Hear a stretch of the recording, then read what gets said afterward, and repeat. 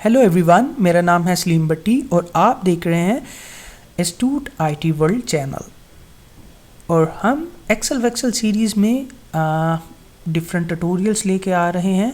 और इस तरह आज जो मैं आपके लिए ट्यूटोरियल लेके आया हूँ उसका नाम है फ्रीज़ पैन। फ्रीज़ पैन ये एक थोड़ा सा डिफरेंट किस्म का नाम है, लेकिन ये बहुत कमाल का फार्मूला है।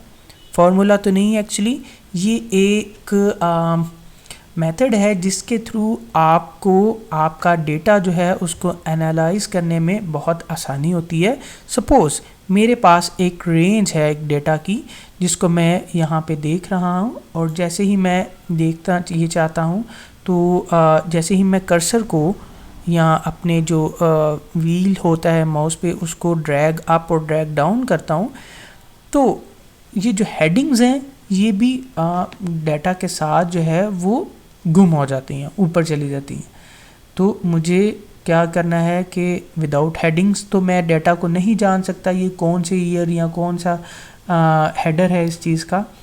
तो इस चीज़ को आपने ये देखना है। सपोज़ कि मैं ये चाहता हूँ कि ये जो हेडिंग्स हैं ये एज इट इज़ रहें, और जो नीचे का डाटा है वो अगर मैं ड्रैग करूँ वो अगर ऊपर जा रहा है तो वो हेडिंग्स ऊपर ना जाए।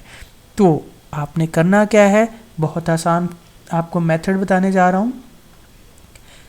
सपोज़ इस पूरी रो में आपकी क्या है, हेडिंग्स हैं।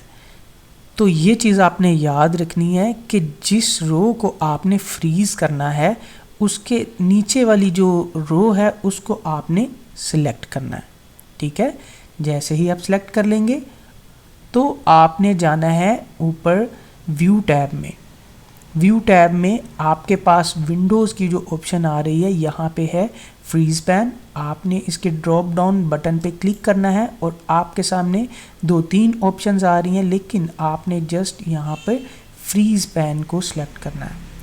फ्रीज़ रो और फ्रीज़ कॉलम को भी हम सिलेक्ट कर सकते हैं, लेकिन उसकी वजह मैं एंड पे बताऊँगा कि आपने उसको क्यों नहीं करना। जी तो दोस्तों, मैं यहाँ पे फ्रीज़ पैन को जैसे ही सिलेक्ट करता हूँ आपको कुछ भी फील नहीं हुआ कि कुछ भी डेटा में रद्दोबदल हुआ है, लेकिन जब जैसे ही आप कर्सर को ऊपर करते हैं तो ये देखें आपका जो डाटा है वो आहिस्ता आहिस्ता ऊपर की तरफ जा रहा है या नीचे की तरफ जा रहा है, लेकिन हेडिंग्स जो हैं वो स्टिल उसी जगह पर खड़ी हैं। ये एक आसान मेथड था कि आप अपना डाटा जो है उसको सॉर्ट करते हुए जब आप फाइंड आउट करते हैं चीज़ें तो आप अपनी हेडिंग्स को फ्रीज़ कर सकते हैं। इसी तरह अगर आप ये चाहते हैं कि ये हेडिंग्स जो हैं वो वापस से ही अपनी असली हालत में चली जाएं, तो वापस इसी तरह व्यू टैब में जाना है और जहाँ से आपने इसको फ्रीज़ किया था वहाँ से आप इसको अनफ्रीज़ कर सकते हैं। और जैसे ही आप इसको अनफ्रीज़ करेंगे तो ये वापस अपनी असली हालत में ये डेटा आ जाता है। एक चीज़, अगर आप ये चाहते हैं कि ये जो नेम्स हैं ये स्टिल रहें यहाँ पर और आपका ये जो ईयर्स हैं ये चेंज होते रहें, तो जिस तरह आपने अपने रो को क्या किया था, फ्रीज़ किया था, इसी तरह आप अपने कॉलम्स को भी फ्रीज़ कर सकते हैं। तो ये चीज़ आपने याद रखनी है कि जौन सा कॉलम आपने सिलेक्ट करना है, जौन सा आपने फ्रीज़ करना है कॉलम, उसके साइड वाला, उसकी जो आपके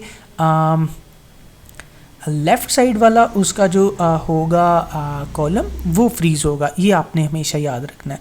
तो सपोज़ मैं F तक जो है मैं चाहता हूँ कि ये हमारे कॉलम फ्रीज़ हो जाएं, तो मैं G के पूरे कॉलम को सिलेक्ट करूँगा और देन मैं क्या करूँगा, फ्रीज़ पैन में जाऊँगा और मैं फ्रीज़ कर दूँगा यहाँ पे। जैसे ही मैंने फ्रीज़ किया तो दोस्तों जब मैं अपने कर्सर को ड्रैग करके राइट साइड पे लेके जा रहा हूँ तो आप देखें कि वो जो कॉलम है वो क्या हो चुका है, हमारा F कॉलम फ्रीज़ हो चुका है। और जैसे ही मैं डाटा को ड्रैग कर रहा हूँ कभी लेफ़्ट कभी राइट, तो बाकी का डाटा जो है वो सारा ड्रैग हो रहा है और हाइड भी हो जाता है और शो भी हो जाता है, लेकिन हमारी जो चीज़ हम ये चाहते थे कि वो फ्रीज़ रहे वो फ्रीज़ है। ये था दोस्तों आज का ट्यूटोरियल। हाँ, एक और चीज़ आपको बहुत मज़े की बताने जा रहा हूँ। इसमें ये चीज़ है कि आप अगर चाहते हैं कि आपका हेडिंग जो है वो भी फ्रीज़ पैन में रहे, हेडिंग जो आपकी रो है वो भी फ्रीज़ रहे और आपका कॉलम जो है वो भी फ्रीज़ रहे। सपोज़ मैं ये चाहता हूँ कि यहाँ से जो कॉलम है ये पूरा ये भी फ्रीज़ रहे और पूरी हेडिंग्स जो हैं ये भी फ्रीज़ रहें। तो इसको आप किस तरह से अप्लाई कर सकते हैं, ये एक बड़ी मज़े की चीज़ है। तो इसको आप करने के लिए आपने फार्मूला मैंने आपको बता दिया था कि आपकी जो लेफ़्ट साइड वाली जो है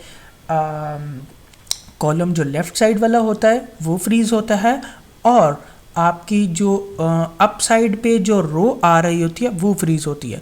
तो सपोज़ अगर मैंने ये रो और ये वाला कॉलम जो है इन दोनों को फ्रीज़ करना है तो मुझे कौन सा सेल सेलेक्ट करना पड़ेगा जी? तो मुझे ये वाला सेल सेलेक्ट करना पड़ेगा जिसके ऊपर वाली जो पूरी रो है वो फ्रीज़ हो जाए और जिसके बैक साइड वाला जो लेफ़्ट साइड वाला कॉलम है वो फ्रीज़ हो जाए। तो मैं इस सेल पे जस्ट क्लिक करूँगा और देन मुझे क्या करना है, व्यू टैब में जाना है एंड देन फ्रीज़ पैन में और जस्ट फ्रीज़ पैन्स को मैं सिलेक्ट करूँगा।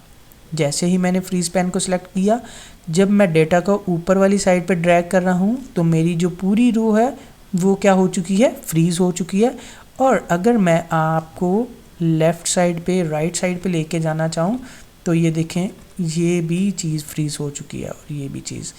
तो ये था दोस्तों आज का ट्यूटोरियल जिसमें आप अपने डाटा को इजीली क्या कर सकते हैं, फ्रीज़ कर सकते हैं। अपनी हेडिंग्स को फ्रीज़ करके अपने डाटा को एनालाइज कर सकते हैं कि किस तरह से ये बहुत काम का डाटा होता है। ये आप हर किस्म का डाटा जिसमें आपकी सॉर्टिंग आती है, जिसमें आपका बहुत ज़्यादा मटेरियल हो, बहुत ज़्यादा डाटा हो और आप उसमें से अगर कोई चीज़ फाइंड आउट करना चाहते हैं और आपको हेडिंग्स चाहिए, उसमें ये डाटा बहुत और ये जो फ्रीज़ पैन है बहुत काम के आएंगे जी। तो दोस्तों ये था हमारा आज का ट्यूटोरियल। होप कि आपने फ्रीज़ पैन्स को अच्छे से समझ लिया है और इसी तरह हम बने रहेंगे और आपको हर एक नई वीडियोस की अपडेट्स जो हैं वो आपको मिलती रहेंगी। और जाने से पहले एक रिक्वेस्ट है कि आप मेरे चैनल को सब्सक्राइब कर लें और घंटी के बटन को भी प्रेस कर लें ताकि आपको मेरी हर नई आने वाली वीडियो का नोटिफिकेशन बाकायदगी से मिलता रहे। तो जी तो दोस्तों आपकी जो वीडियो की कमेंट्स हैं उनसे मुझे आपकी लाइक्स और डिसलाइक्स का पता चलता रहेगा। तो दोस्तों मिलेंगे नई वीडियो के साथ, तब तक के लिए बाय बाय।